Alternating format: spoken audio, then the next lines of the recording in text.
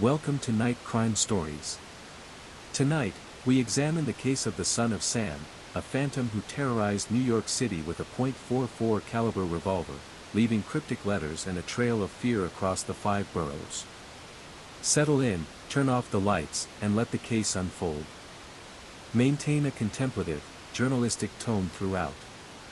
This is a story about truth, deception, and the blurred lines between victim and perpetrator. The narrator should convey the uncertainty and complexity of the investigation, never rushing to judgment. Use pauses effectively to allow listeners to process the increasingly complex web of lies. The tone should remain professional and measured, even as the story becomes more surreal. In the quiet hours of night, when sleep eludes us and our minds wander toward the darker corners of human experience, we often find ourselves confronting questions that have no easy answers. Tonight, we delve into a story that challenges everything we think we know about truth and deception, about victims and perpetrators, about the stories we tell ourselves and the stories we tell others. This is not a traditional true crime story. There is no murder scene to reconstruct, no forensic evidence to analyze, no killer to unmask. Instead, we have something far more unsettling, web of lies so intricate and elaborate that even the most experienced investigators struggle to separate fact from fiction. Our journey begins with a journalist's phone call, a filmmaker's pitch, and a man's extraordinary claim. What follows is an investigation that spans 2 countries, involves international celebrities, and raises profound questions about the nature of truth itself. Sometimes the most dangerous criminals are not those who take lives, but those who steal something far more precious: our ability to trust what we hear, what we see, and what we believe. So settle in, and prepare yourself for a story that will challenge your assumptions about truth, justice, and the sometimes blurred line between victim and perpetrator. This is the story of the tournament deception. The story, as presented to Coppins, seemed almost too extraordinary to believe. A man named Mauricio Morales, known to his friends as Mao, claimed he had been kidnapped by a Mexican cartel. But this was not just another tragic tale of cartel violence. According to Mao, his captors had discovered something remarkable about their prisoner: he was a former Olympian.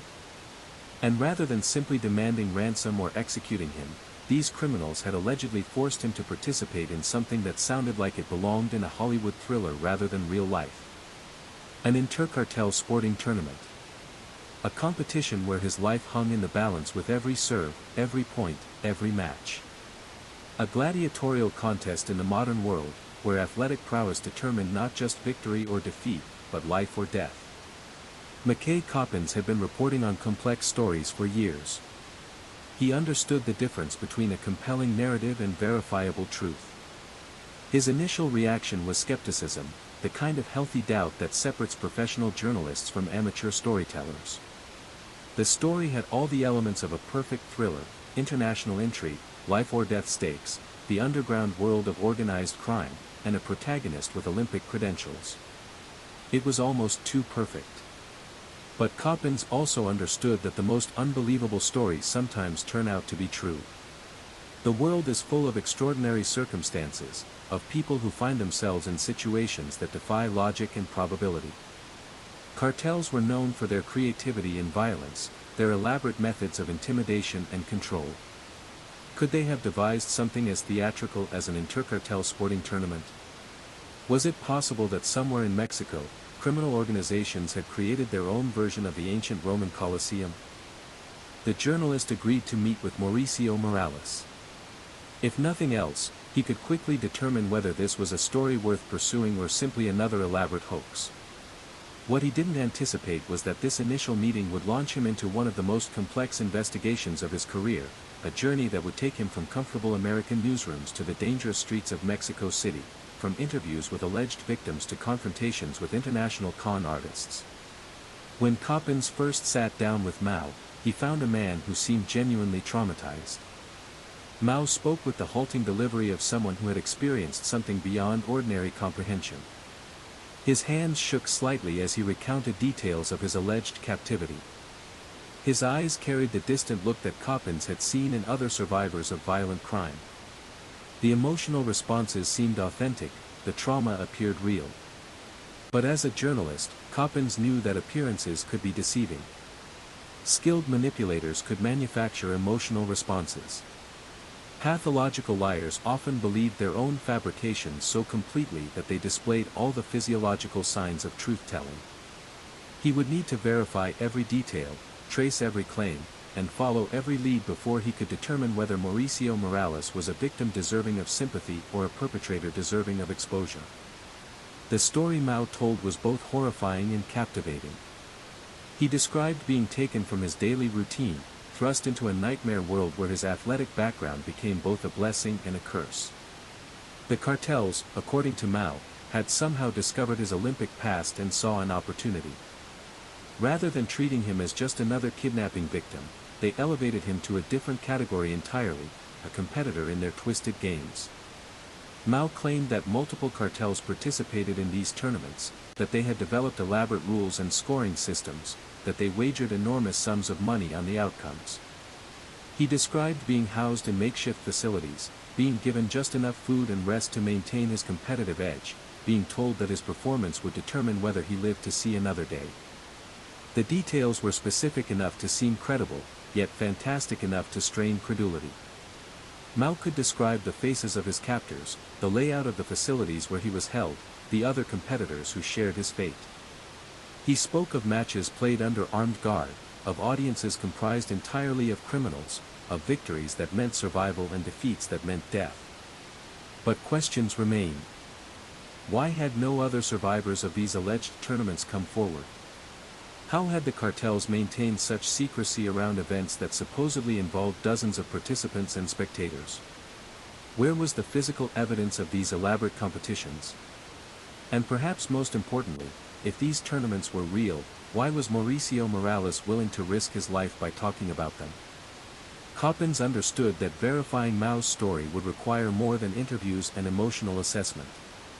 He needed to trace the man's background, confirm his Olympic credentials, and investigate whether any evidence existed to support his claims about cartel tournaments. What began as a single phone call was evolving into a comprehensive investigation that would span continents and involve dozens of sources.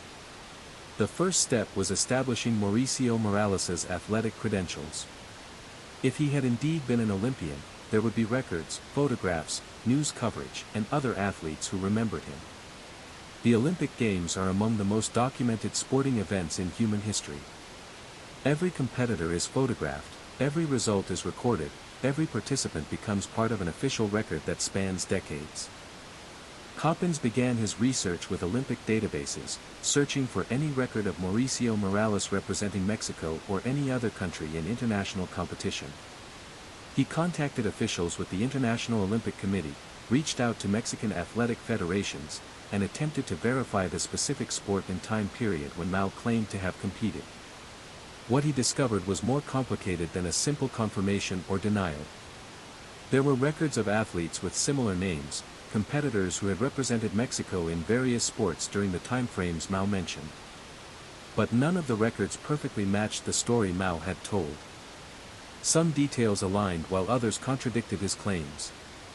It was as if someone had taken real Olympic history and altered it just enough to create plausible deniability. This pattern would repeat itself throughout Coppens's investigation. Every element of Mao's story contained just enough truth to seem credible, but just enough inconsistency to raise questions. It was a masterful blend of fact and fiction, reality and imagination, that made verification extraordinarily difficult. As Coppens dug deeper into Mao's background, he discovered a man with a complex personal history. There were business ventures that had failed, relationships that had ended badly, and financial problems that had persisted for years. Mao had lived in multiple countries, held various jobs, and seemed to reinvent himself regularly. This pattern of constant change and reinvention could be explained by someone fleeing cartel retribution, but it could equally well describe a con artist staying one step ahead of his victims. The journalist also began investigating whether intercartel sporting tournaments could exist in reality. He contacted experts on Mexican organized crime, former law enforcement officials who had worked cartel cases, and academics who studied criminal organizations. Their responses were uniformly skeptical.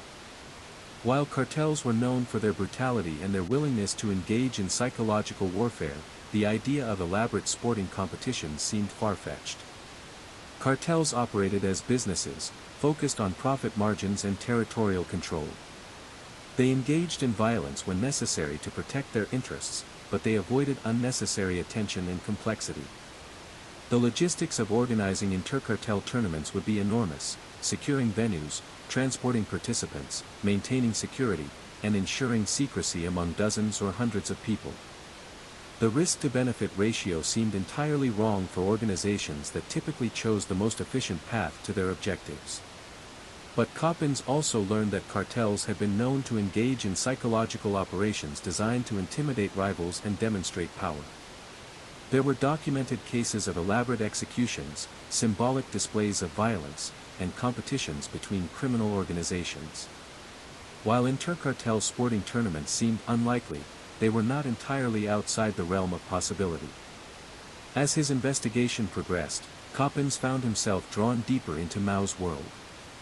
The alleged victim was articulate, charming, and seemingly sincere. He provided additional details when asked, offered to connect Coppens with people who could verify aspects of his story, and appeared genuinely concerned about the journalist's safety if he chose to pursue the investigation in Mexico. These concerns about safety were not trivial. Mexico had become one of the most dangerous countries in the world for journalists, particularly those investigating organized crime. Reporters had been murdered, disappeared, and threatened for far less sensitive stories than alleged cartel tournaments. If Mao's story were true, then investigating it could put Coppens at serious risk. But if the story were false, then Mao's expressions of concern might be part of an elaborate manipulation designed to make the fabrication seem more credible. A skilled con artist would understand that adding elements of danger and risk would make his story more compelling, not less. The very warnings about safety could themselves be part of the deception. This uncertainty became a defining characteristic of the investigation. Every piece of evidence could be interpreted in multiple ways. Every source could be either genuine or compromised. Every detail could support Mao's version of events or reveal it as an elaborate fiction. Coppens found himself in a hall of mirrors where truth and deception reflected each other endlessly, making it almost impossible to distinguish between them. Despite these challenges, or perhaps because of them, Coppens decided to continue his investigation. He would need to travel to Mexico, meet with Mao's associates and family members, and visit the locations where the alleged kidnapping had occurred. Only by seeing the places and meeting the people involved could he hope to determine whether Mauricio Morales was telling the truth about his extraordinary ordeal. The decision to travel to Mexico was not made lightly. Coppens understood the risks involved in investigating cartel activity on their home territory. He would need to work with experienced fixers, maintain low profiles, and avoid drawing attention to his activities. But he also understood that some stories could only be verified through first-hand investigation, through the kind of detailed reporting that required being physically present in the places where events allegedly occurred. As he prepared for his trip to Mexico City, Coppens reviewed everything he had learned about Mauricio Morales and his claims. The picture that emerged was complex and contradictory. Here was a man who claimed to be a victim of extraordinary circumstances, who told his story with apparent sincerity and emotional authenticity, but whose background was filled with inconsistencies and unexplained gaps. The journalist's instincts told him that something was not right about Mao's story, but he could not yet identify exactly what was false or fabricated. The only way to resolve these questions would be to follow the investigation wherever it led, even if that meant traveling to one of the most dangerous places in the world for journalists seeking the truth. The flight to Mexico City gave Coppens time to reflect on the extraordinary nature of his investigation. As his plane descended through the smog-shrouded valley that cradles one of the world's largest cities, he wondered whether he was pursuing truth or chasing shadows. The story that had brought him here seemed to grow more complex with each passing day, each new interview, each attempt at verification. Mexico City is a metropolis of contradictions, where gleaming corporate towers cast shadows over sprawling informal settlements, where ancient Aztec ruins share space with modern shopping centers, where extreme wealth and desperate poverty coexist in an uneasy balance. It is also a city where the influence of organized crime permeates many aspects of daily life, creating an atmosphere of tension and uncertainty that visitors often find unsettling. Coppins had arranged to work with a local fixer, someone with deep knowledge of the city's criminal underworld and the contacts necessary to navigate safely through potentially dangerous territory. The fixer, who insisted on anonymity for obvious reasons, had spent years helping foreign journalists investigate sensitive stories in Mexico. He understood the protocols necessary to minimize risk while maximizing access to information. Their first meeting took place in a crowded restaurant in one of the city's safer neighborhoods. The fixer was a middle-aged man with the weathered appearance of someone who had seen too much violence and heard too many tragic stories. He listened carefully as Coppins explained his investigation, asking pointed questions about Mao's claims and expressing skepticism about several aspects of the alleged tournament story. "Cartels don't waste time on games," the fixer explained, stirring sugar into his coffee while scanning the restaurant for potential threats. "They kill people for business reasons, not entertainment. This story your man is telling, it sounds like something from a movie, not something from real life." But the fixer also acknowledged that organized crime in Mexico had evolved in unexpected ways over the past decade. Competition between groups had intensified, leading to increasingly elaborate displays of power and control. While intercartel sporting tournaments seemed unlikely, they were not entirely impossible. The only way to know for certain would be to investigate thoroughly, following every lead and speaking with everyone who might have knowledge of such activities. Coppins' first substantive meeting in Mexico City was with Mauricio Morales himself. Seeing Mao in his home environment provided new insights into his personality and background. Mao lived in a modest apartment in a middle-class neighborhood, surrounded by photographs and memorabilia that seemed to support his claims about an athletic background. There were trophies, medals, and pictures that appeared to show him competing in various sporting events. But as Coppins examined these items more closely, inconsistencies began to emerge. Some of the photographs appeared to have been digitally manipulated. Dates on certain awards did not align with Mao's claimed competitive timeline. Names on trophies had been altered or were inconsistent with other documentation. It was as if someone had created a fictional athletic career using a combination of real achievements and fabricated evidence. During their conversation in Mexico City, Mao provided additional details about his alleged kidnapping and the tournament experience. He claimed to remember specific locations where he had been held, names of other competitors who had participated, and even details about the criminal organizations that had sponsored different teams. The level of detail was impressive, suggesting either genuine experience or extraordinarily thorough preparation for deception. Mao also introduced Coppins to several people who he claimed could verify aspects of his story. These included family members who allegedly knew about his ordeal, friends who had noticed his absence during the supposed kidnapping period, and even individuals who claimed to have indirect knowledge of cartel tournament activities. Each conversation added new layers to the story while simultaneously raising additional questions about its veracity. One of the most intriguing conversations was with Mao's sister, a woman who appeared genuinely concerned about her brother's welfare and convinced of his honesty. She described his condition when he allegedly returned from captivity, noting physical and emotional changes that seemed consistent with traumatic experience. She provided dates and details that corroborated some aspects of Mao's timeline, lending credibility to his claims. But Coppins also noticed that the sister's account contained several inconsistencies with Mao's own version of events. Details about timing, locations, and circumstances did not always align. These discrepancies could be explained by the traumatic nature of the experience and the passage of time, but they could also suggest coordination problems in maintaining a fabricated story across multiple participants. The journalist's investigation in Mexico City also included visits to locations where Mao claimed significant events had occurred. With his fixer providing guidance and security, Coppins traveled to neighborhoods controlled by various criminal organizations, markets where illegal activities were conducted openly, and facilities where sporting events might theoretically have taken place. One particularly memorable visit was to a market in an area known to be under cartel control. The fixer had arranged for additional security, a silent man who stayed close to Coppins throughout the visit and whose presence seemed to command respect from local residents. The market itself was a sprawling complex where legitimate commerce mixed freely with obviously illegal activities. Here, Coppins hoped to find evidence of the sporting equipment, facilities, or personnel that might have been used for intercartel tournaments. But despite hours of careful observation and discreet inquiries, he found nothing that supported Mao's claims. The criminal activities he witnessed were focused on drug trafficking, extortion, and other traditional forms of organized crime. There was no indication of the elaborate sporting infrastructure that would be necessary for the tournaments Mao described. The fixer introduced Coppins to several individuals with connections to various criminal organizations. These conversations had to be conducted with extreme caution, using intermediaries and coded language to avoid attracting unwanted attention. None of these sources had heard anything about intercartel sporting tournaments, though they acknowledged that such activities could theoretically exist without their knowledge.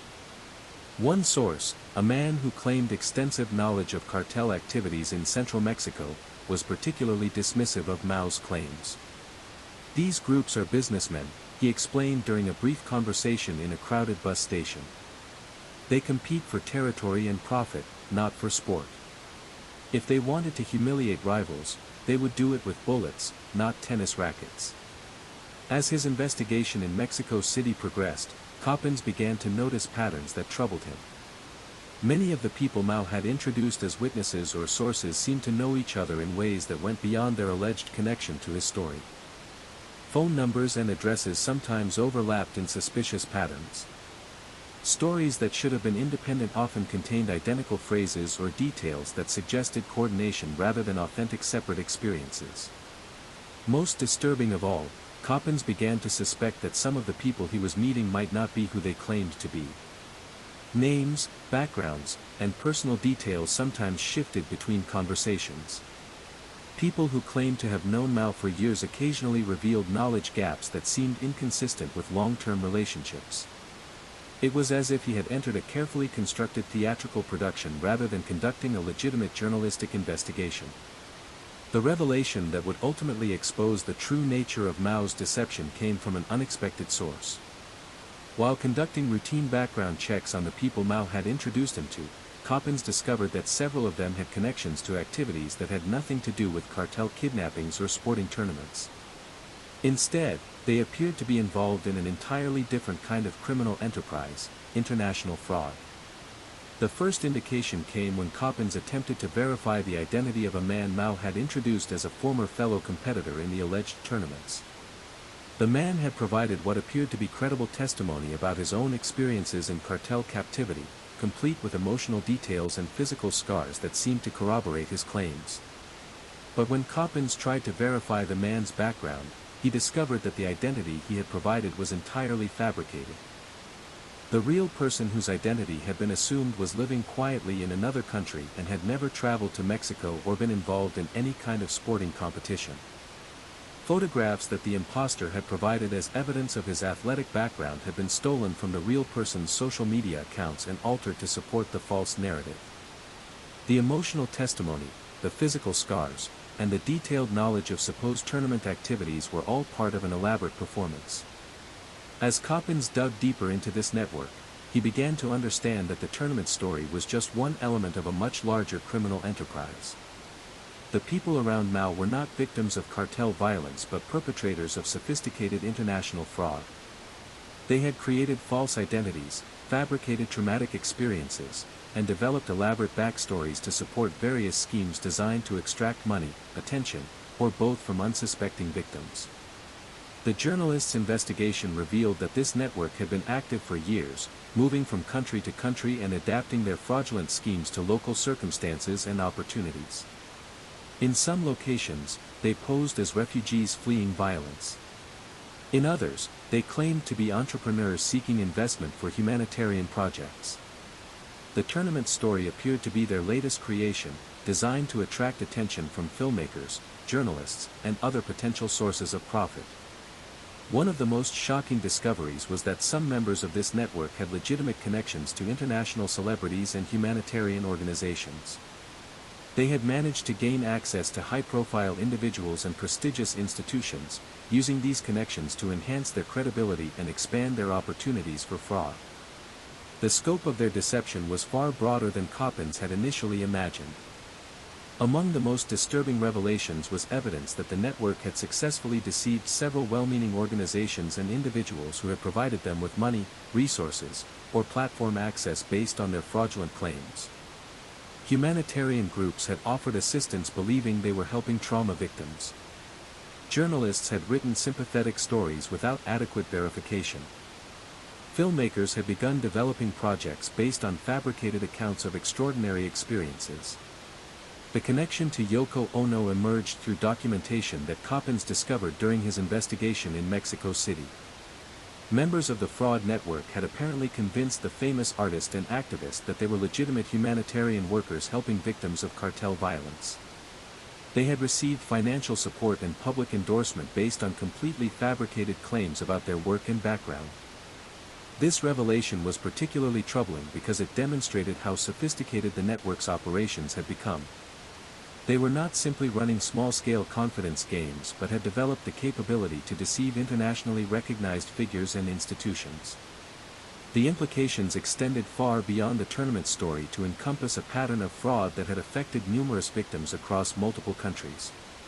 As Coppens continued his investigation, he found evidence that Mexican celebrities had also been targeted by the network. Several well-known figures had apparently provided endorsements or support based on fraudulent representations about the network's activities and objectives. Some had participated in events or made public statements that unwittingly helped legitimize the fraudulent operation. The journalist also discovered that the network had created an elaborate online presence to support their various deceptions. They maintained multiple websites, social media accounts, and digital profiles that seemed to provide independent verification of their claims. But detailed analysis revealed that all of these online resources were controlled by the same group of individuals and contained coordinated false information designed to support their fraudulent narratives.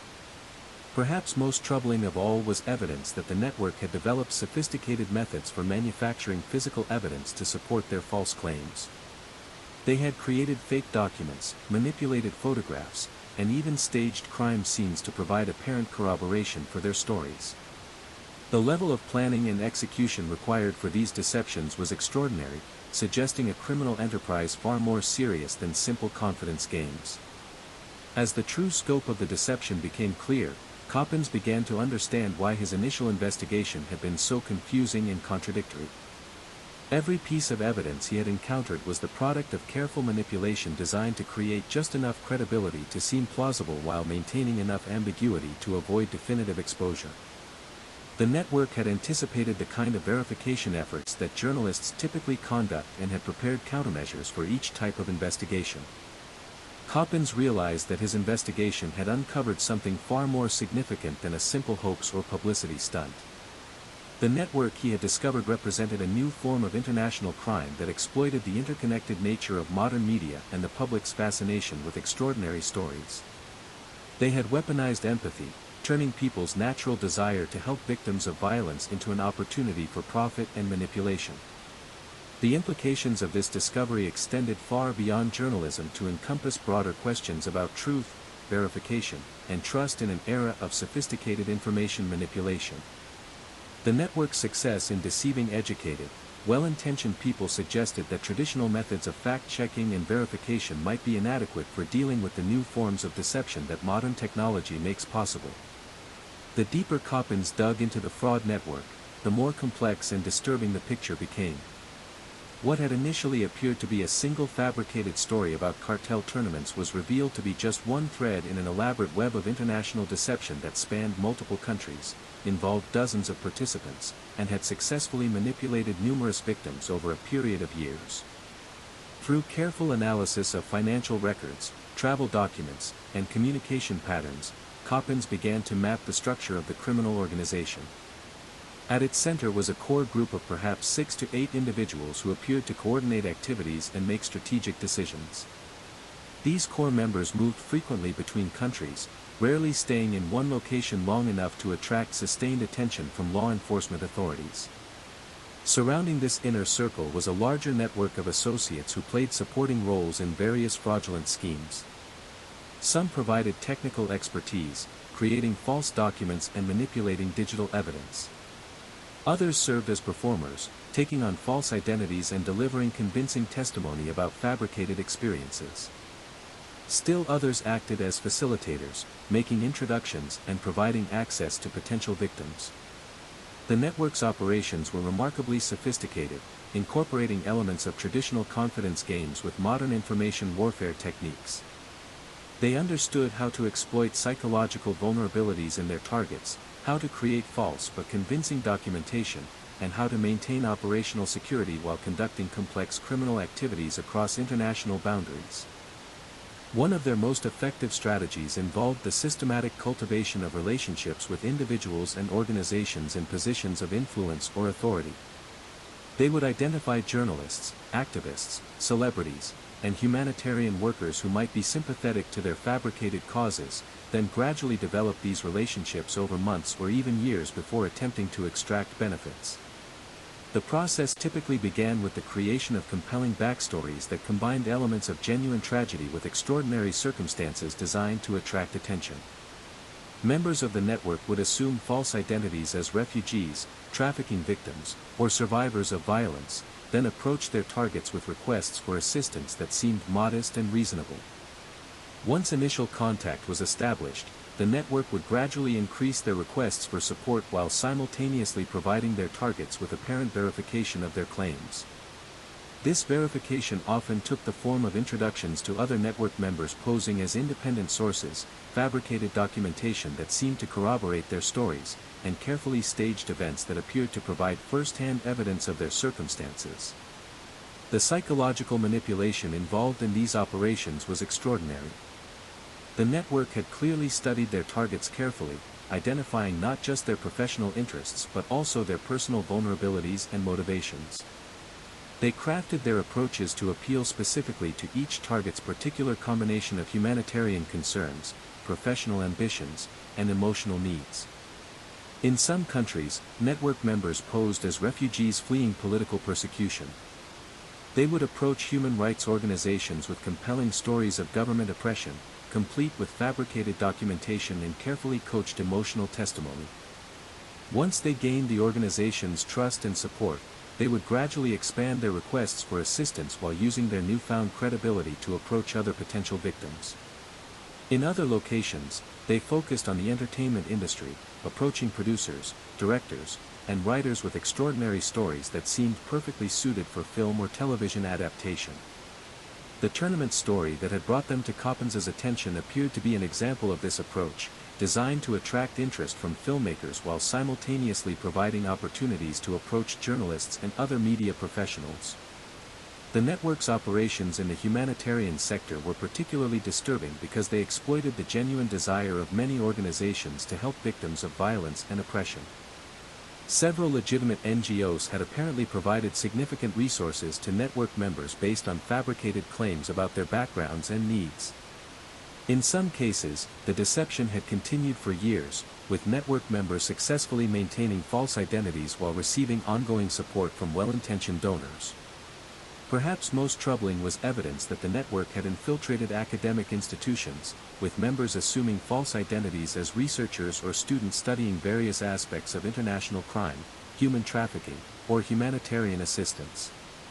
These academic affiliations provided them with additional credibility and access to resources while also giving them opportunities to study and refine their deceptive techniques. The network's success in maintaining their deceptions over extended periods was particularly remarkable given the increasingly connected nature of modern information systems. They had developed sophisticated methods for creating and maintaining false identities that could withstand routine background checks and even some forms of investigative scrutiny.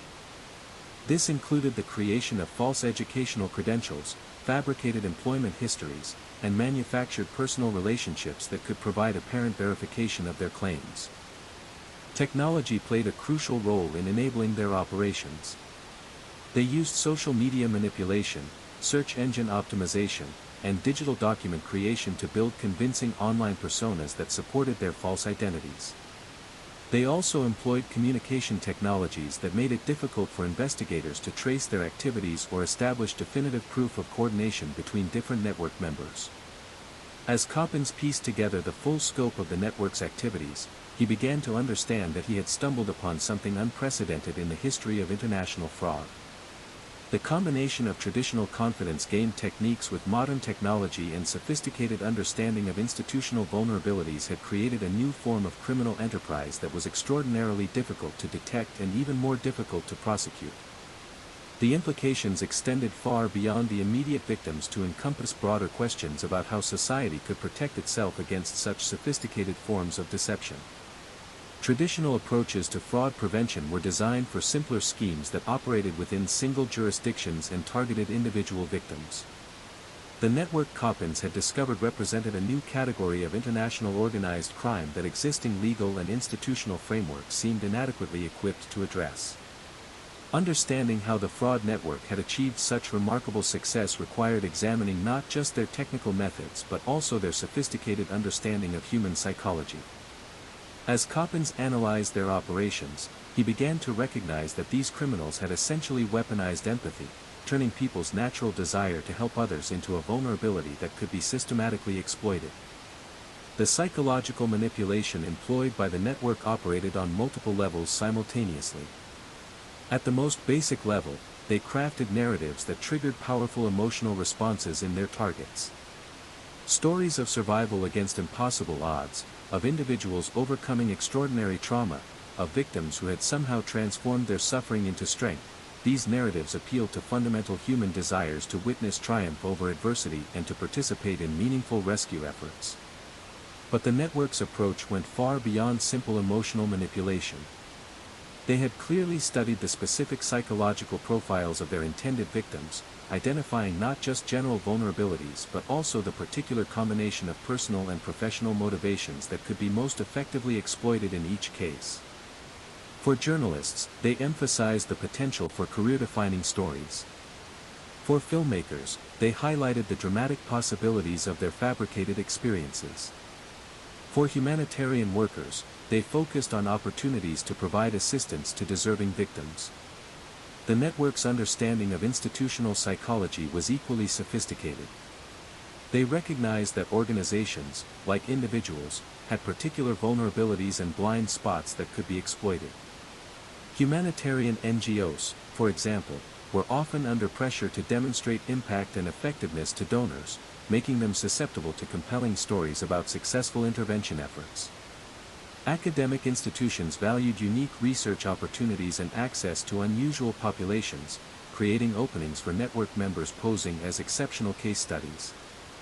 One of their most effective techniques involved the gradual escalation of trust and commitment. They would begin relationships with modest requests that seemed entirely reasonable and low risk. A journalist might be asked to simply listen to a story. A filmmaker might be invited to consider whether a narrative had dramatic potential. A humanitarian worker might be approached for advice rather than direct assistance.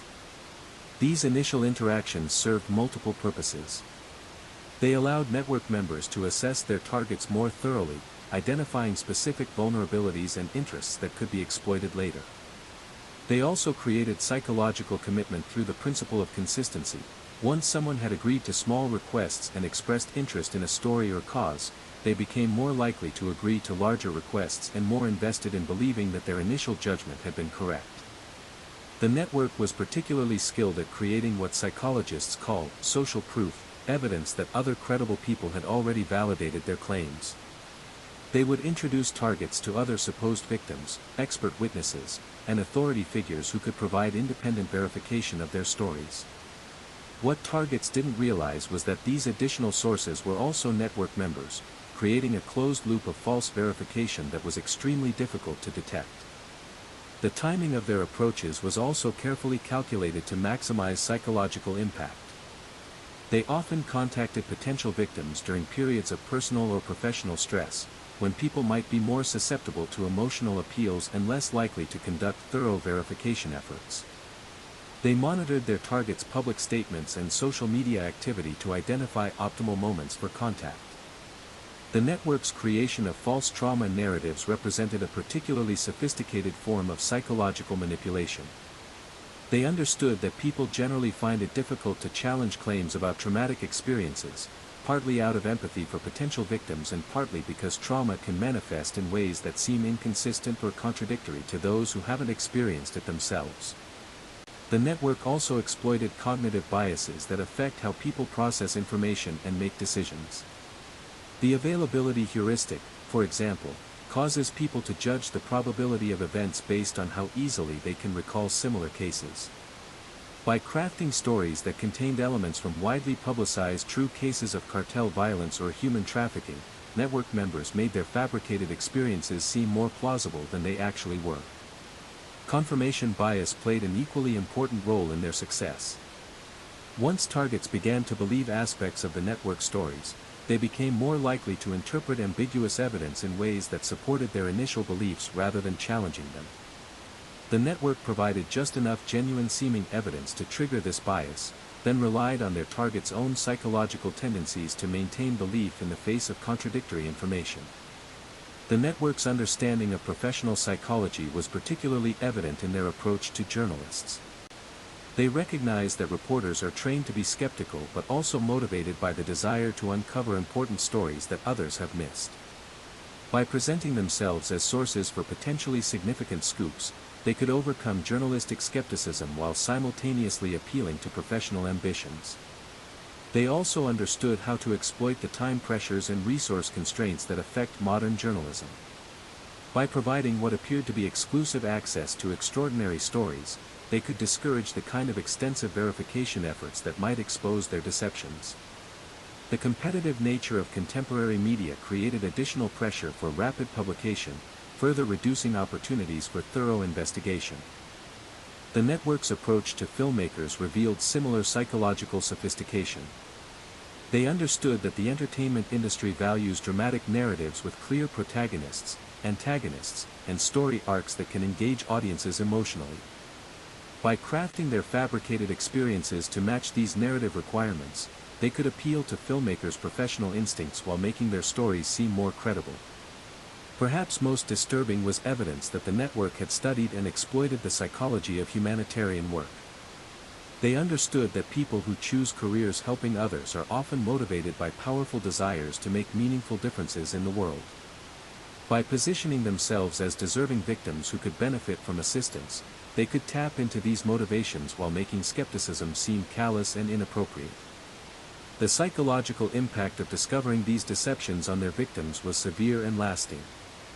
People who had been manipulated reported feeling not just anger and betrayal but also profound doubt about their ability to distinguish truth from falsehood in the future.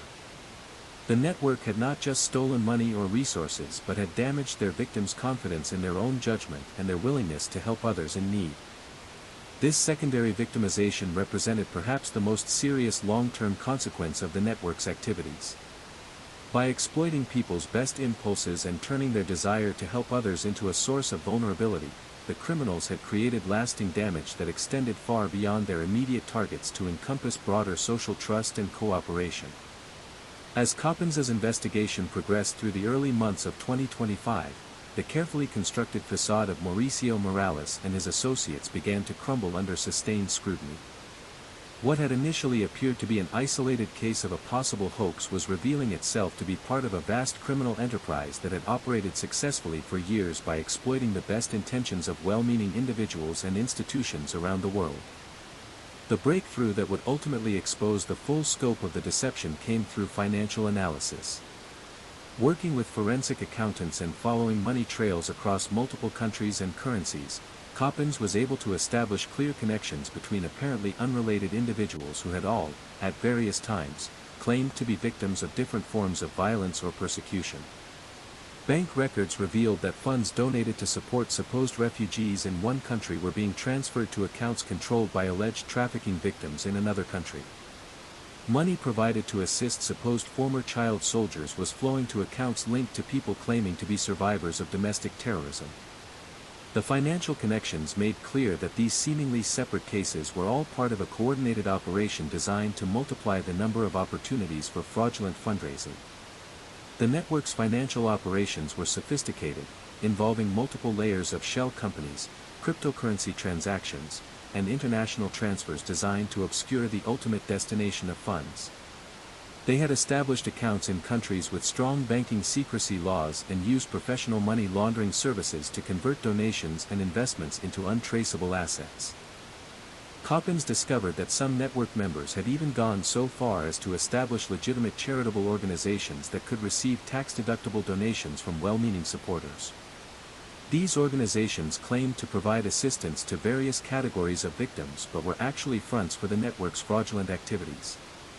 Donations intended to help genuine victims were instead being diverted to support the network's continuing operations and the comfortable lifestyles of its core members. The investigation also revealed the network's sophisticated approach to identity creation and management. They had developed relationships with corrupt officials in multiple countries who could provide genuine identity documents based on false information. These documents weren't forgeries that could be detected through technical analysis. They were real documents issued by legitimate authorities but based on completely fabricated personal histories. The network had also infiltrated various databases and record-keeping systems, inserting false information that would support their fabricated identities if investigators attempted verification. Educational records, employment histories, and even medical records had been altered or created to provide apparent corroboration for their claims. The sophistication of these operations suggested collaboration with individuals who had access to institutional systems and professional expertise in database manipulation. As the scope of the network's activities became clear, Coppins began to understand why his initial attempts at verification had been so confusing and contradictory. The network hadn't just created false stories, they had constructed entire false realities, complete with supporting documentation, corroborating witnesses, and physical evidence that could withstand casual scrutiny. The investigation revealed that the tournament story was just one of dozens of elaborate narratives the network had developed to attract different types of victims. Other stories included claims of survival from natural disasters, escape from human trafficking operations, witness protection from organized crime prosecutions, and recovery from various forms of extreme abuse. Each narrative was carefully crafted to appeal to specific audiences while maintaining enough internal consistency to seem credible. What made these deceptions particularly effective was the network's understanding of how verification typically works in legitimate institutions. They anticipated the kinds of questions that would be asked, the types of documentation that would be requested, and the sources that would be contacted for confirmation. By preparing responses to these predictable verification attempts, they could maintain their deceptions even when targets made genuine efforts to confirm their claims. The network's approach to managing multiple false identities simultaneously was extraordinarily sophisticated. Individual members often maintained 3 or 4 separate personas, each with its own complete backstory, supporting documentation, and network of relationships. They used advanced organizational techniques to keep these identities separate and avoid contradictions that might expose their deceptions. Perhaps most disturbing was evidence that the network had begun experimenting with deep fake technology to create video testimony from people who didn't exist or to manipulate existing footage to support their fabricated claims. While this technology was still relatively primitive during the period of Coppins's investigation, it represented a troubling escalation in the sophistication of their deceptive capabilities. The investigation also revealed the network's systematic approach to target selection and cultivation. They maintained detailed profiles of potential victims, including information about their personal backgrounds, professional interests, psychological vulnerabilities, and financial resources. These profiles were continuously updated based on surveillance of targets' social media activity, public statements, and professional communications. The network had developed particular expertise in identifying individuals and institutions that were under pressure to demonstrate impact or effectiveness. Journalists seeking career-defining stories, filmmakers looking for compelling narratives, humanitarian organizations needing to show donors tangible results, all of these represented attractive targets because their professional needs created incentives to believe extraordinary claims without extensive verification. As Coppins pieced together the full picture of the network's operations, he began to understand that he had uncovered something unprecedented in the history of international fraud. The scale, sophistication, and success of their activities suggested a new form of organized crime that traditional law enforcement agencies were poorly equipped to address. The international nature of the network's operations created jurisdictional challenges that made prosecution extremely difficult. Crimes committed in one country often relied on infrastructure, victims, or co-conspirators located in other countries with different legal systems and limited cooperation agreements. The network had clearly exploited these jurisdictional gaps to operate with relative impunity across international boundaries. The psychological sophistication of their operations also presented unprecedented challenges for victims seeking justice or recovery. Unlike traditional fraud cases where victims could clearly identify what had been stolen from them, the network's approach often left victims uncertain about what, if anything, had actually been taken. The damage was often psychological and reputational rather than purely financial, making it difficult to quantify losses or seek appropriate remedies. As his investigation drew toward its conclusion, Coppens realized that exposing this network would require more than traditional journalistic reporting. The sophistication of their operations and the complexity of their deceptions meant that simple exposure might not be sufficient to prevent them from continuing their activities or to protect potential future victims. The story he had uncovered demanded not just reporting but a comprehensive response from law enforcement, regulatory authorities, and the institutions that had been targeted by the network's sophisticated deceptions. In the final phase of his investigation, Coppens made a discovery that revealed the true audacity and sophistication of the criminal network he had been tracking. What he uncovered was not just another layer of deception, but evidence that the network had been manipulating his own investigation from the very beginning, using his journalistic efforts as part of an even more elaborate scheme to establish credibility and attract new victims. The revelation came through a chance encounter with another journalist who had been investigating similar stories in a different part of the world. During a conference on international crime reporting, Coppens mentioned some details of his investigation and was surprised to learn that his colleague had encountered remarkably similar claims from entirely different sources. The tournament story, it turned out, was not unique to Mauricio Morales but was being used simultaneously by network members operating in multiple countries. The process was diabolically clever.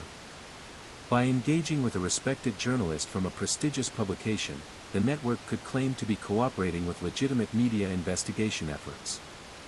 This cooperation could then be presented to potential victims as evidence of their honesty and transparency. The very fact that they were willing to subject themselves to journalistic scrutiny could be used as proof that they had nothing to hide. Even more sophisticated was the network's apparent plan to control the narrative of any eventual exposé. By providing Coppens with carefully selected evidence of some of their deceptions, they could position themselves as reformed criminals who were now cooperating with authorities and deserved sympathy rather than prosecution. The story of their exposure could become another tool for manipulation, generating sympathy and support from people who admired their supposed willingness to confess their crimes. Coppens discovered that the network had been monitoring his investigation throughout, using contacts within various institutions to track his progress and adjust their responses accordingly. They knew which sources he had contacted, which documents he had requested, and which lines of inquiry he was pursuing. This information allowed them to stay one step ahead of his investigation while simultaneously preparing countermeasures for any exposures he might publish. The network's infiltration of Coppens's investigation extended to some of the sources he had believed were independent. People who had claimed to be former victims of the network's schemes, law enforcement officials who had supposedly investigated their activities, and even some of the experts he had consulted for background information turned out to be connected to the network in various ways. This discovery forced Coppens to question everything he thought he had learned about the network's activities. How much of what he had uncovered was genuine evidence of their crimes, and how much was carefully planted information designed to mislead his investigation? Were the financial records he had analyzed authentic, or had they been created to support a false narrative about the network's operations? The psychological impact of these revelations was profound. Coppens, an experienced investigative journalist accustomed to dealing with deception and manipulation, found himself questioning his own professional judgment and ability to distinguish truth from falsehood. If he could be so thoroughly manipulated by these criminals, what did that say about the vulnerability of other potential victims? But even this moment of doubt and confusion may have been part of the network's strategy. By creating such elaborate deceptions that their exposure would leave victims questioning their own judgment, the criminals could reduce the likelihood that their victims would take action against them or warn others about their activities. The psychological manipulation continued even after the deception was revealed. As Coppens worked to separate genuine evidence from planted misinformation, he began to develop a clearer picture of the network's true operations. What emerged was an organization even more sophisticated and dangerous than he had initially understood. They had not just been running confidence games but had been conducting psychological warfare against the institutions and individuals that formed the foundation of civil society. The network's attacks on journalism were particularly troubling because they undermined the profession's ability to serve its essential function of providing accurate information to the public. By creating false stories that seemed credible enough to attract journalistic attention but were ultimately fabricated, they were forcing news organizations to waste resources on non-existent stories while simultaneously damaging public trust in media reporting.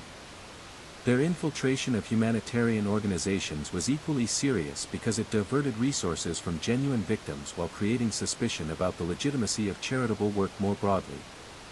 Every dollar donated to support fabricated victims was a dollar not available to help people with real needs. Every organization deceived by network members became less likely to trust future claims from actual victims seeking assistance.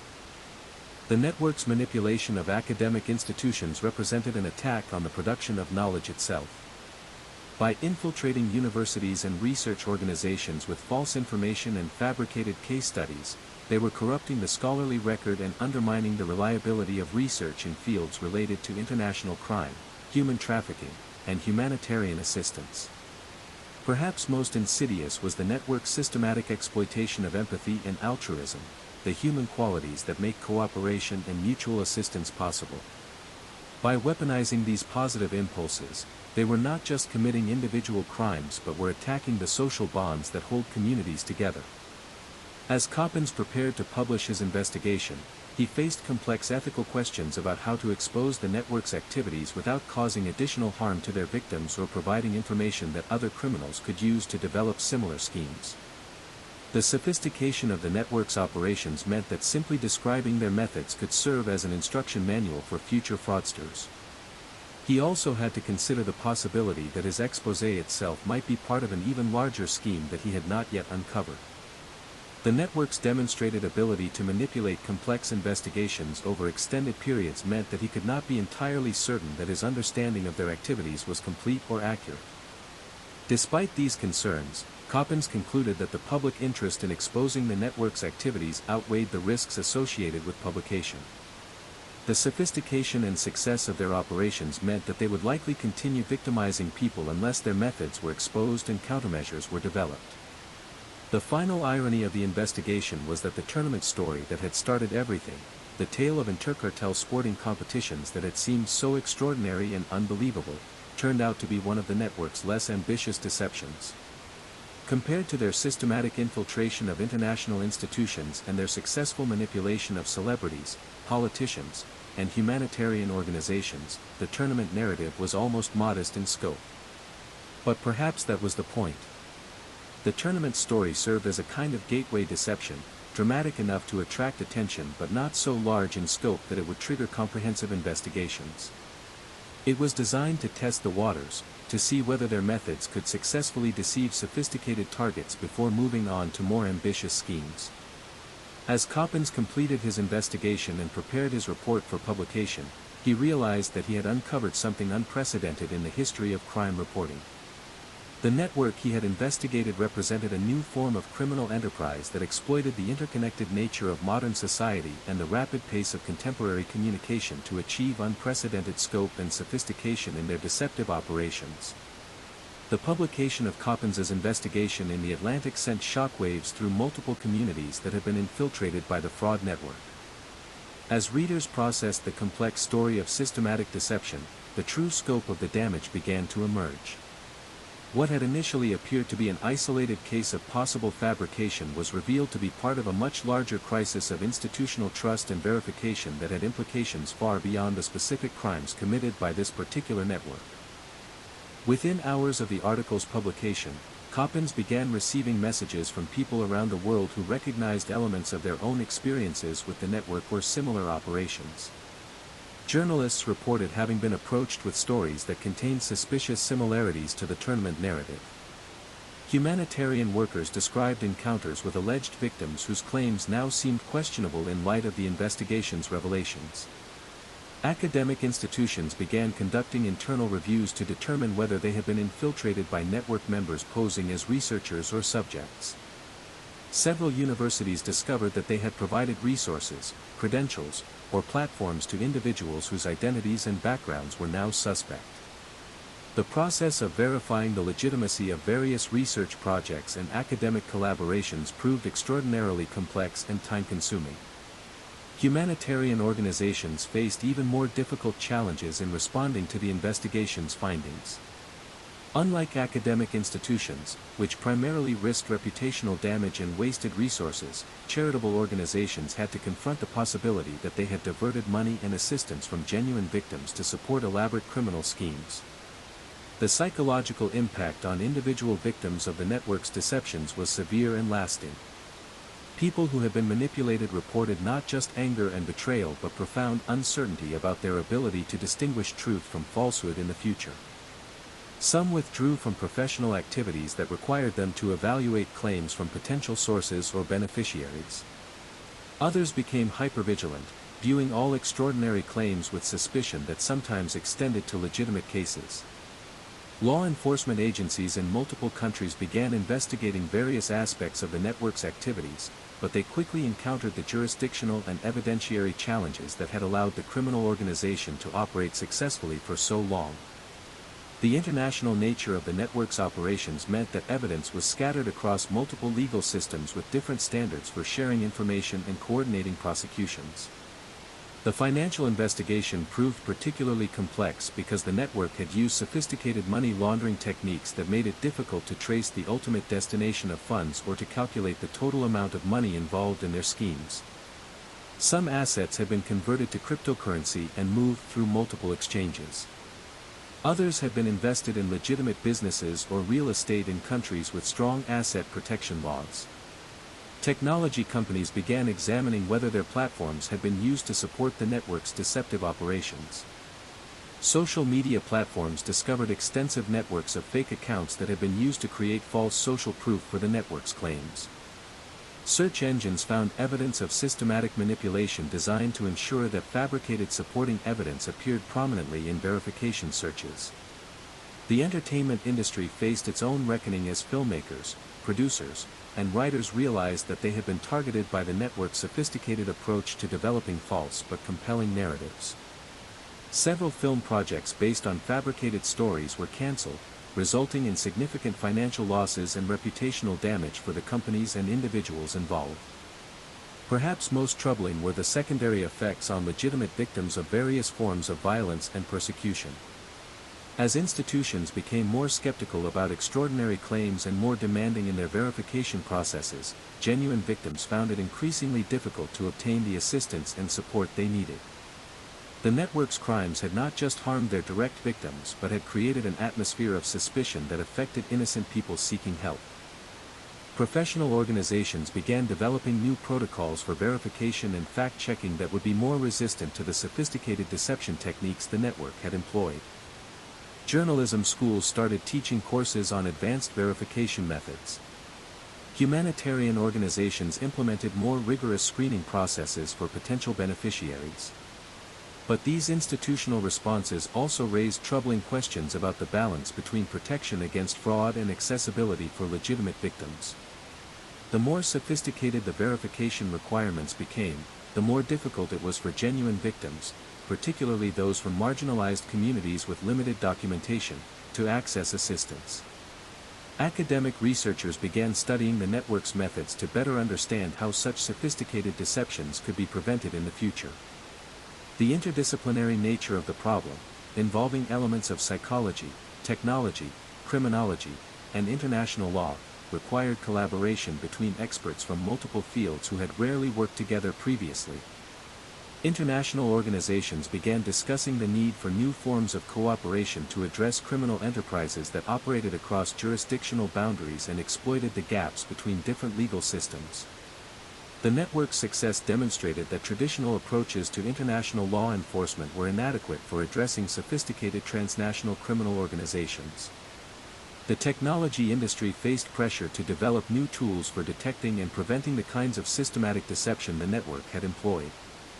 This included improvements to identity verification systems, better methods for detecting manipulated digital media, and more sophisticated algorithms for identifying coordinated inauthentic behavior across platforms. As the investigation's impact continued to reverberate through various communities and institutions, it became clear that the network Coppins had exposed represented more than just a criminal enterprise. It was a symptom of deeper vulnerabilities in the way modern society processes information, makes decisions about trust and credibility, and provides assistance to people in need. The speed and scale of modern communication had created new opportunities for both genuine human connection and sophisticated manipulation. The same technologies that enabled rapid response to humanitarian crises also made it possible for criminals to reach potential victims anywhere in the world and to create false evidence that could withstand casual scrutiny. The investigation raised fundamental questions about how society could maintain its capacity for empathy and mutual assistance while protecting itself against those who would exploit these positive qualities for criminal purposes. The challenge was not just technical or legal but deeply cultural, requiring communities to develop new forms of collective wisdom about how to distinguish genuine needs from sophisticated deceptions. As law enforcement agencies, academic institutions, and affected organizations continued to investigate the full scope of the network's activities in the months following Coppins's publication, patterns began to emerge that revealed even greater sophistication and broader reach than initially understood. The investigation had opened a door into a shadow world of organized deception that challenged fundamental assumptions about truth, identity, and trust in the modern interconnected world.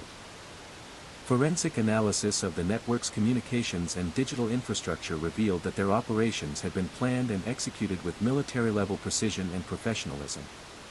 They had employed operational security measures typically associated with intelligence agencies or terrorist organizations, including compartmentalized information sharing, encrypted communications, and systematic counter-surveillance techniques.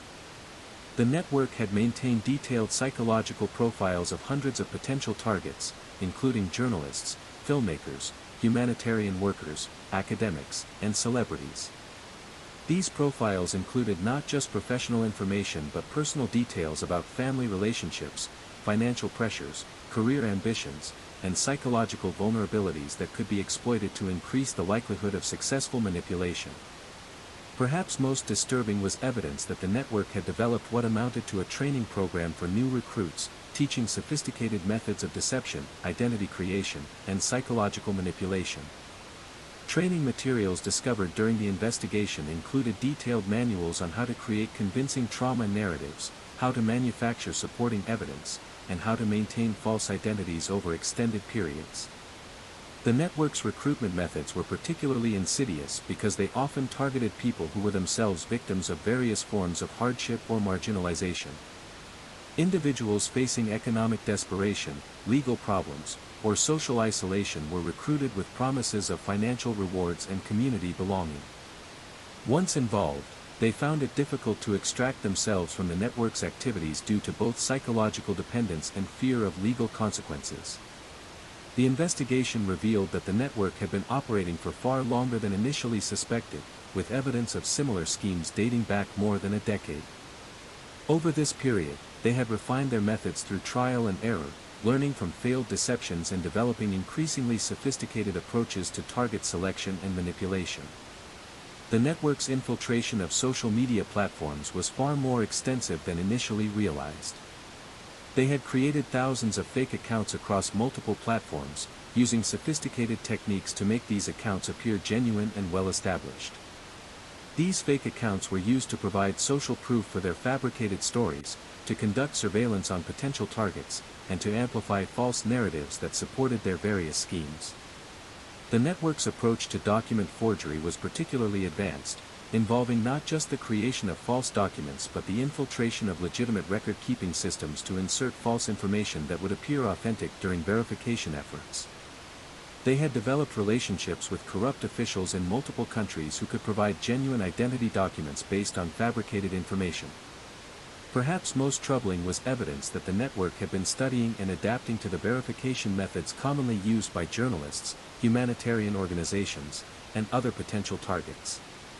They had developed countermeasures for standard fact-checking techniques and had prepared responses to the most common questions asked during verification processes.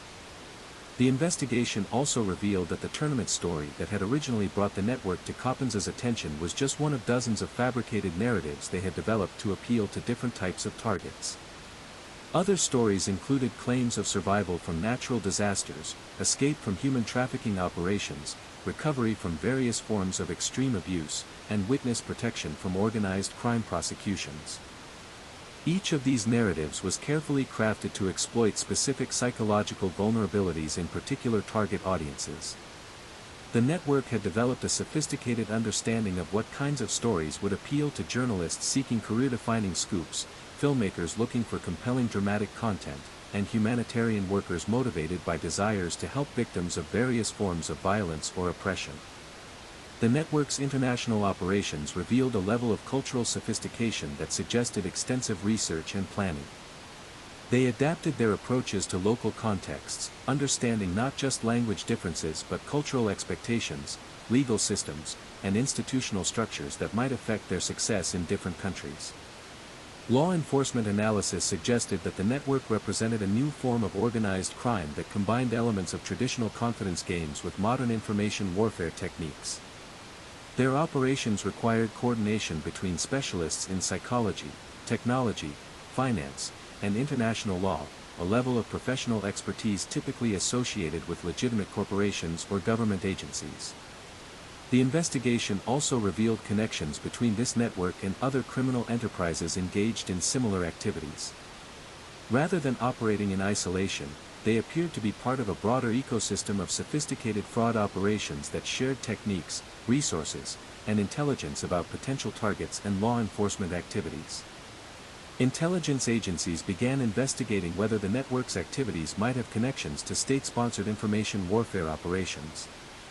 The sophistication of their techniques and the scope of their operations raised questions about whether they might be receiving support or direction from foreign governments interested in undermining trust in democratic institutions. Academic researchers studying the network's methods identified concerning implications for the future of information verification and institutional trust. The techniques they had developed could potentially be adapted for political purposes, creating false grassroots movements, manufacturing public support for particular policies, or undermining confidence in legitimate institutions and democratic processes. The network's success in deceiving sophisticated and well-educated targets raised fundamental questions about human vulnerability to manipulation in the digital age. Traditional approaches to fraud prevention, which relied on education and awareness, seemed inadequate for addressing the level of sophistication these criminals had achieved. As investigators continued to unravel the full scope of the network's activities, it became clear that they had uncovered something unprecedented in the history of organized crime. The combination of traditional criminal motivation with modern technology and sophisticated understanding of psychology had created a new form of criminal enterprise that existing legal and institutional frameworks were poorly equipped to address. As the full scope of the fraud network became clear through continued investigation, law enforcement agencies across multiple countries began the complex process of building cases against the individuals involved. What emerged was a prosecutorial challenge unlike any previously encountered, involving crimes that spanned jurisdictions, evidence scattered across continents, and legal questions that existing frameworks were poorly equipped to address. The first major breakthrough in the criminal investigation came through financial forensics. By tracing cryptocurrency transactions and following complex money trails through multiple banking systems, investigators were able to identify several core network members and begin mapping their movements over the previous several years. What they discovered was a level of financial sophistication that suggested professional money laundering expertise and possible connections to other criminal enterprises. International cooperation became essential as investigators realized that different aspects of the network's operations had occurred in different countries, each with its own legal system and evidentiary requirements. Extradition treaties, mutual legal assistance agreements, and diplomatic protocols all became relevant to the investigation's progress, creating bureaucratic complexity that the network had clearly anticipated and exploited. The challenge of victim identification proved particularly complex. Unlike traditional fraud cases where victims could be easily identified through financial losses, the network's approach often involved psychological manipulation that left victims uncertain about whether they had actually been harmed. Some people who had provided money or resources to network members were reluctant to come forward due to embarrassment about having been deceived. The psychological impact on victims created additional complications for prosecution efforts. Many people who had been manipulated by the network experienced symptoms similar to those of domestic abuse victims, including self-blame, confusion about reality, and reluctance to testify against their manipulators. Some had developed personal relationships with network members that made it difficult for them to view the deception as purely criminal. Evidence collection presented unprecedented challenges due to the digital nature of much of the network's activities. Investigators had to work with technology companies to preserve social media accounts, encrypted communications, and other digital evidence that could be easily destroyed or modified. The international nature of many technology platforms created additional jurisdictional complications. The network's sophisticated approach to identity creation meant that establishing the true identities of various members required extensive forensic investigation. Some individuals had maintained multiple false identities simultaneously, making it difficult to determine which crimes should be attributed to which people. DNA analysis, fingerprint comparison, and facial recognition technology all became necessary tools in the investigation.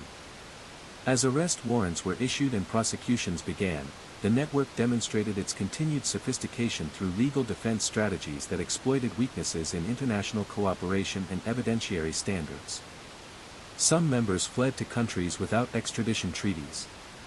Others hired expensive legal teams that challenged the admissibility of evidence obtained through international cooperation.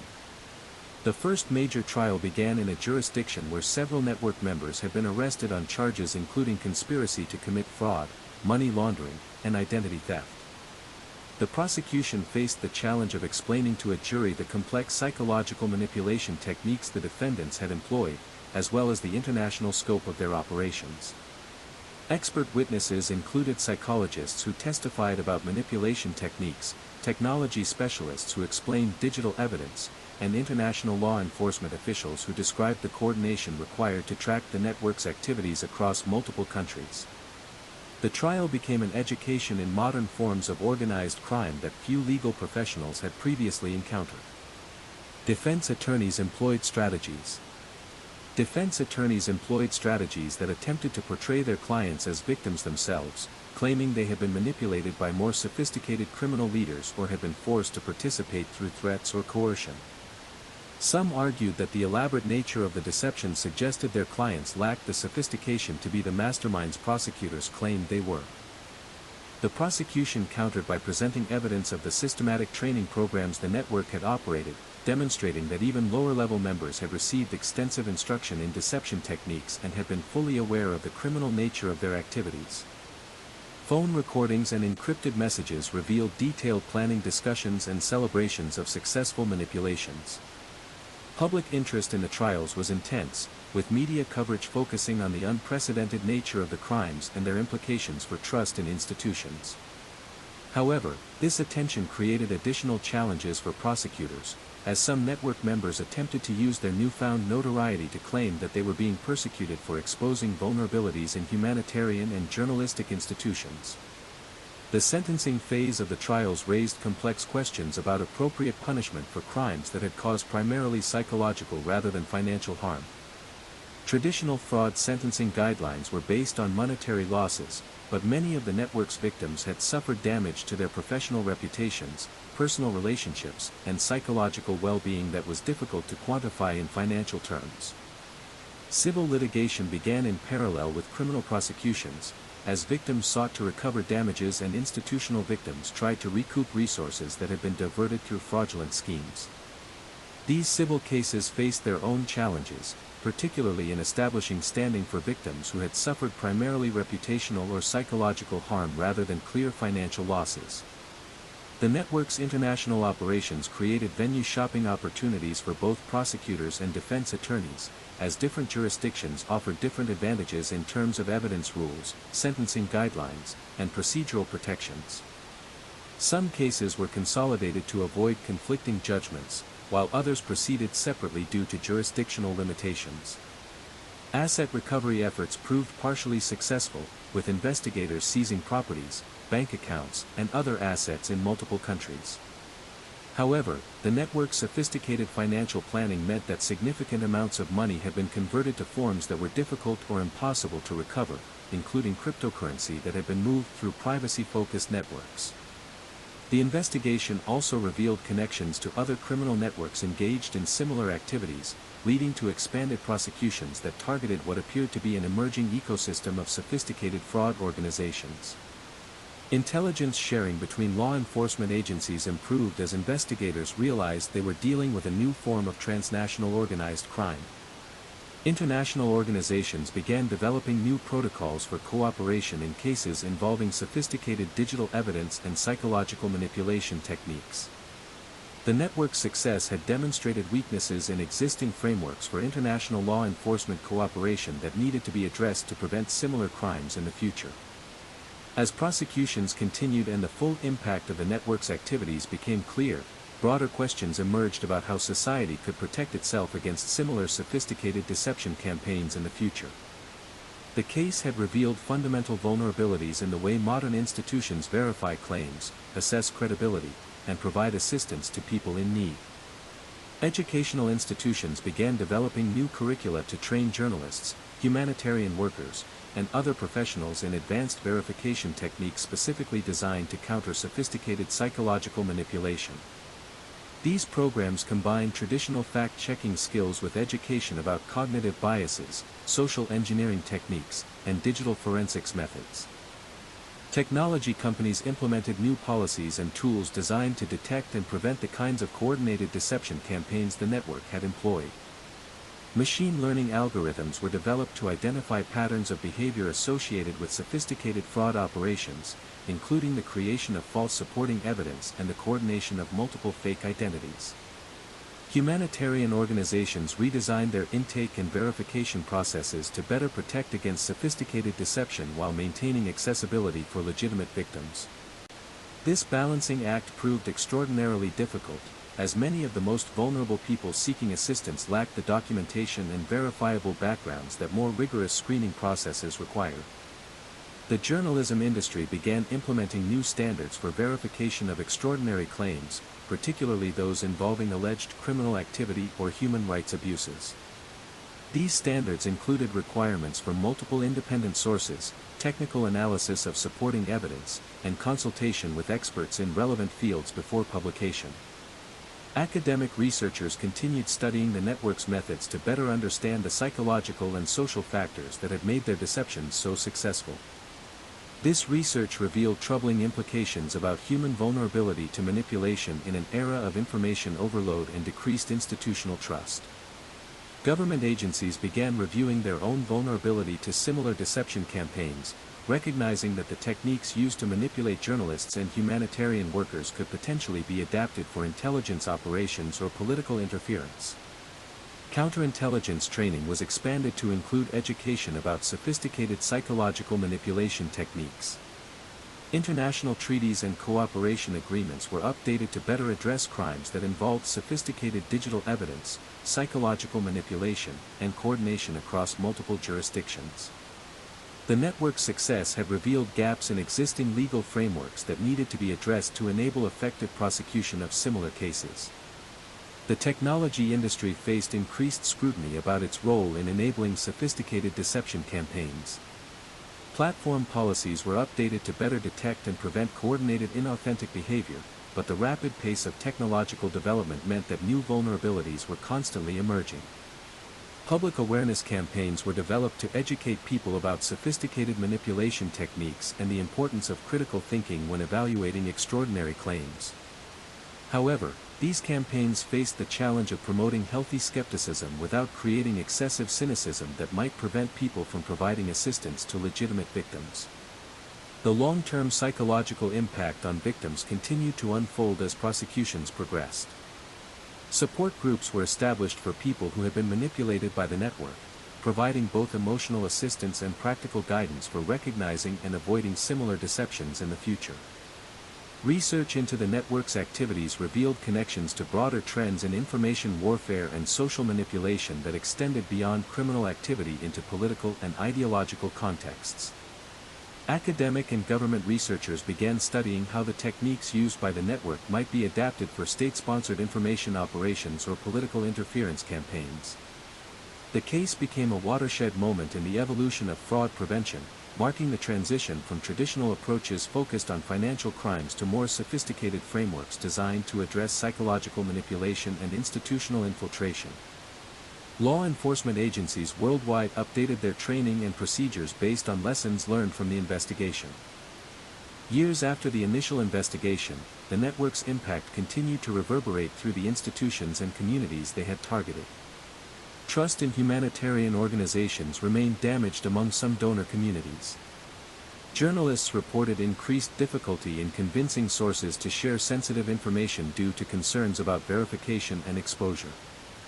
The entertainment industry developed new due diligence procedures for evaluating dramatic stories that might be adapted for film or television, recognizing that sophisticated criminals might target the industry's appetite for compelling narratives. Several projects that had been in development when the network was exposed were permanently canceled due to credibility concerns. The case also highlighted the global nature of modern criminal enterprises and the need for international cooperation in addressing sophisticated transnational crimes. Traditional approaches to law enforcement that focused on local or national jurisdictions proved inadequate for addressing criminal networks that operated seamlessly across international boundaries. As the decade progressed, the techniques pioneered by this network began appearing in other contexts, adapted by different criminal organizations and even by state actors engaged in information warfare. The case became recognized as an early example of a new category of threat that democratic societies would need to learn to address. The ultimate legacy of McKay Coppins's investigation was not just the exposure of a particular criminal network but the recognition that the information age had created new vulnerabilities that required new forms of protection. The case demonstrated that in a world where information could be manufactured and manipulated with unprecedented sophistication, the traditional foundations of trust and verification needed to be reimagined. The network's success had revealed that empathy and altruism, qualities essential to the functioning of civil society, could themselves become vulnerabilities when exploited by sufficiently sophisticated criminals. The challenge for democratic societies was to maintain their capacity for compassion and mutual assistance while developing better defenses against those who would exploit these positive qualities for criminal purposes. As investigations concluded and trials ended, the broader implications of the case continued to influence policy decisions, institutional procedures, and public discourse about truth, trust, and verification in the modern world. The tournament that never was had revealed the existence of a different kind of competition entirely, a contest between those who sought to deceive and those who worked to preserve the foundations of social trust that make cooperation and mutual assistance possible. As we reach the end of this extraordinary journey through the labyrinth of deception and manipulation, we are left with profound questions that extend far beyond the specific crimes we have explored tonight. The story of the tournament deception forces us to confront uncomfortable truths about the nature of trust, verification, and human vulnerability in our interconnected world. The network of criminals we have examined succeeded not through violence or traditional forms of theft, but through their sophisticated understanding of human psychology and their willingness to exploit our best impulses for their own gain. They weaponized empathy, turning our natural desire to help others into a pathway for manipulation and fraud. Perhaps most disturbing is the realization that the very qualities that make us human, our capacity for compassion, our willingness to believe extraordinary stories of survival and triumph, our desire to make meaningful differences in the world, can be systematically exploited by those who understand how to manipulate these impulses. As you settle into sleep tonight, remember that this story, while dark and troubling, also reveals the resilience of truth and the power of careful investigation. McKay Coppens's persistence in seeking answers, even when those answers became increasingly complex and disturbing, ultimately exposed a network of deception that might otherwise have continued harming innocent people for years to come. The tournament that Mauricio Morales described never existed, but the real competition, between truth and deception, between authentic human connection and sophisticated manipulation, continues around us every day. In that ongoing contest, our vigilance and commitment to verification remain our most important weapons. Rest well, knowing that even in a world where deception can be extraordinarily sophisticated, there are still those who dedicate their lives to uncovering truth and protecting the vulnerable. The darkness we have explored tonight makes the light of honest investigation and genuine human connection shine all the brighter. If you're still awake after that, subscribe, leave a like, and drop a comment. Which case should we cover next?